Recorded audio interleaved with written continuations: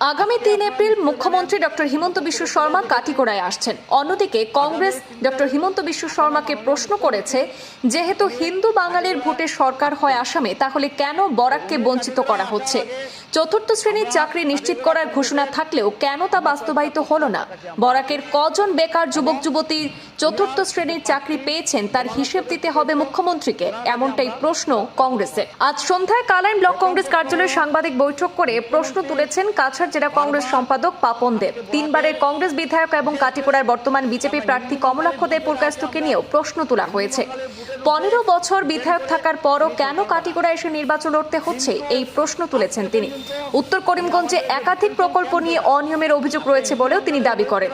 এছাড়াও ঠিকাদারদের কাছ থেকে কমিশন নেওয়ার অভিযোগও তুলেন কংগ্রেস নেতা পাপন দে, যদিও এই বিষয়ে সংশ্লিষ্ট পক্ষের কোনো আনুষ্ঠানিক প্রতিক্রিয়া পাওয়া যায়নি। তিনি আরও দাবি করেন, উত্তর করিমগঞ্জে নির্বাচনে চ্যালেঞ্জের মুখে পড়ার আশঙ্কা থেকেই কাটিগড়ায় আসা হয়েছে কমলাক্ষের। পাশাপাশি অতীতে সিএম ভিজিলেন্সের বিষয়টিও উল্লেখ করে তিনি প্রশ্ন তোলেন, বর্তমানে সেই বিষয়ে কি পদক্ষেপ নেওয়া হয়েছে।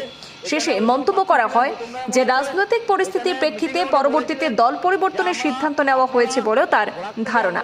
আজকে সাংবাদিক সম্মেলনে ঠিক কি বলেছেন চলুন শোনাবো সরাসরি।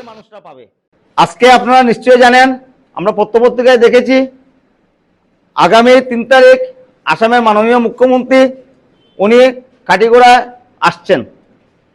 তো উনি কাটিগড়া আসার আগে আমরা কাটিগড়া কংগ্রেসের আমরা কয়েকটা প্রশ্ন ওনার কাছে আমরা আছে, এবং উনার যে প্রার্থী কমলাক্ষ দে পুরকায়স্থ ওনার কাছে আমরা কয়েকটা প্রশ্ন আছে। প্রথম প্রশ্ন হলো, মুখ্যমন্ত্রী বারবার আজকে বরাকের বিশেষ করে যে আমরা হিন্দু বাঙালি বুট যেটা আছে, আমরা হিন্দু বাঙালি বুটের উপরে ডিপেন্ড করে উনি সরকার বানান, কিন্তু আজকে পর্যন্ত উনি আমাদের যে ডিটেনশন ক্যাম্প যেটা আজকে হিন্দু বাঙালি লোক যারা ডিটেনশনে নিয়ে রাখছেন বা ডিটেনশন ক্যাম্প বাড়াচ্ছেন, এটার মানেটা কি? উনি যাতে আজকে 3 তারিখে উনি আসবেন, উনি যাতে কাটিগড়াবাসীকে উনি জবাবটা দিয়ে যান।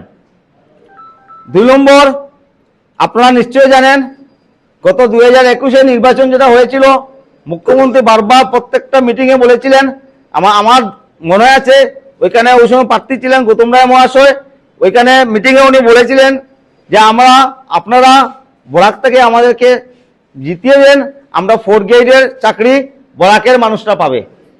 আমরা জিজ্ঞেস করতে চাই মুখ্যমন্ত্রী মহাশয়কে যে আপনার যে কমিটমেন্ট ছিল গত 5 বছর আগে, আপনার কমিটমেন্টে আপনি বরাক ভ্যালির এবং কাছাড় ডিস্ট্রিক্ট এবং কাটিগড়ার কয়টা সন্তানকে আপনি 4th গ্রেডের চাকরি দিয়েছেন? 3 নম্বর, আজকে যিনি আমাদের এখানে প্রার্থী উনি গত 15 বছর ছিলেন কংগ্রেসের বিধায়ক, এবং ওনার বিধায়ক টার্ম শেষ হওয়ার পরে উনি বিজেপিতে জয়েন করে উনি আজকে বর্তমানে কাটিগড়ার প্রার্থী। ওনার কাছে আমার প্রশ্ন এবং কাটিগড়াবাসীর প্রশ্ন, কংগ্রেসের প্রার্থী কংগ্রেসের প্রার্থী এমএলএ ছিলেন 3 বারের, হ্যাঁ কংগ্রেসের এমএলএ ছিলেন 3 বারের, উনি করিমগঞ্জের এমএলএ, উনি আজকে বিজেপির প্রার্থী হয়েছেন এখানে কাটিগড়াতে। আমরা ওনার কাছে প্রশ্ন যে উনি বারবার বলে যাচ্ছেন যে উনি অনেক উন্নতি করেছেন, অনেক ডেভেলপমেন্ট করেছেন করিমগঞ্জ শহরে।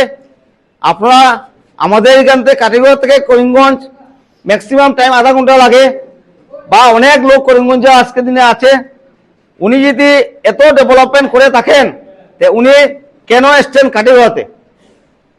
উনি কাটিগড়াতে কেন এসছেন? আমরা কাটিগড়াবাসী ওনার কাছ থেকে জবাব চাই।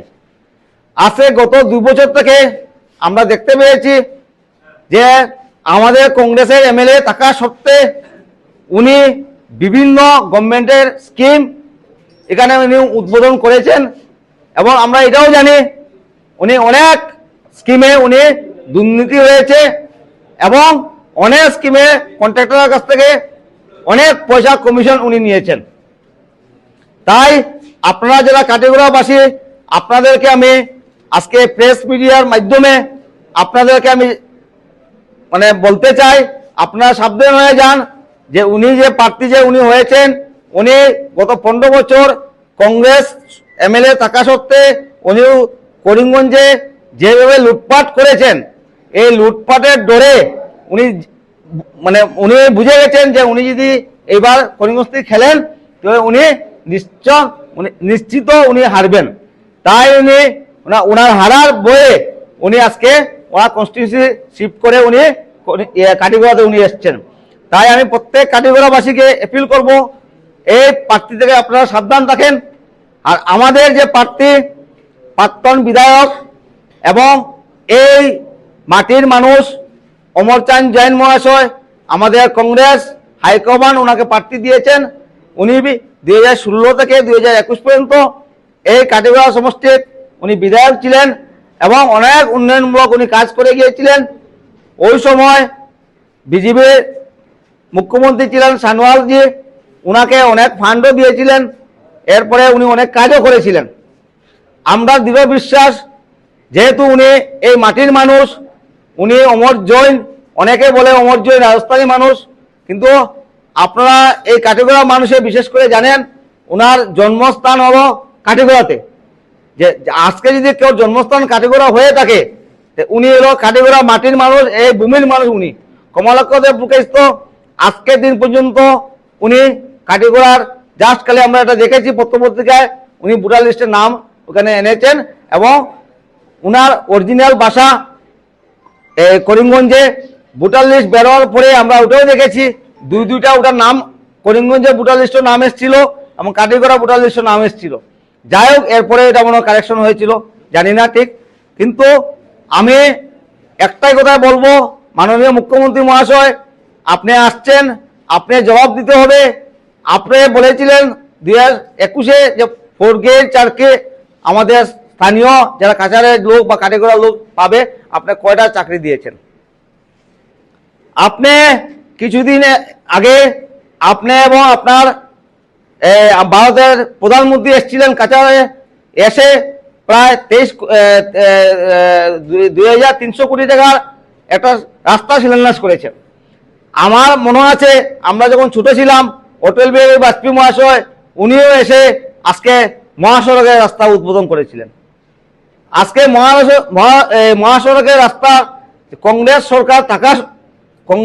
সরকার যখন ছিল আসামে, তখন 42 কিলোমিটারের রাস্তা কাজ হয়নি। বিজেপি ওই সময় থেকে বলে এসেছিল যে কংগ্রেস সরকার এনওসি দেয়নি ফরেস্টের জন্য। আজকে আপনারা জানেন 2016 থেকে 2026 প্রায় 10 বছর হয়ে গেল, এই 42 কিলোমিটার রাস্তা আজকে ভারতবর্ষ এবং আসামে বিজেপি সরকার, এটা থাকা সত্ত্বেও মহাসড়কের রাস্তা কেন কমপ্লিট হয়নি? আজকে উনি স্যাংশন করেছেন বা শিলান্যাস করেছেন, আমরা দেখেছি, অনেক লোকও গিয়েছিল, আমরা দেখেছি। আমার প্রশ্ন, এটা এই মহাসড়কের মতো নাকি এটা বাউতাবাজি হয়? আবার এটার জবাব মাননীয় মুখ্যমন্ত্রী কাটিগড়া 3 তারিখে আসবেন। উনি আমাদের আমরা যারা কাটিগড়া যারা বাসী, আমরা কাটিগড়া জনগণকে উনি দিয়ে যেতে হবে। আর কমলাক্ষ দেব মুকেশ তো আজকে থেকে 2 বছর আগে পত্রপত্রিকায় দেখেছি আমরা, এবং বিভিন্ন সময় আমরা নিউজে দেখেছি, ইলেকট্রনিক মিডিয়াতে দেখেছি যে সিএম ভিজিলেন্স ওনার পিছনে ছিল। আমরা পত্রপত্রিকায় দেখেছি হিমন্ত বিশ্ব শর্মার নেতৃত্বে ওনার নাকি কয়েকটা বাগান আছে করিমগঞ্জ শহরে এবং করিমগঞ্জের বাইরে। আজকে সিএম ভিজিলেন্স কোথায় গেল? আজকে সিএম ভিজিলেন্সের ডরে এবং উনি যে দুর্নীতি করেছেন, দুর্নীতির ডরে আজকে আমরা হঠাৎ করে আমরা দেখতে পেলাম একদিন উনি হিমন্ত বিশ্ব শর্মার পায়ে ধরে গিয়ে উনি বিজেপিতে যোগ দিলেন। নন অফিসিয়ালি, অফিসিয়ালি যোগ দিয়েছেন আজকে থেকে কিছুদিন আগে। আমরা মুখ্যমন্ত্রী এবং কমলাক্ষ দেব মুকেশকে মহাশয়কে আমরা জানতে চাই, কাটিগড়াবাসী, আপনার এই প্রশ্নের আপনার জবাবটা কি? আমরা দৃঢ় বিশ্বাস আপনি জবাব দেবেন।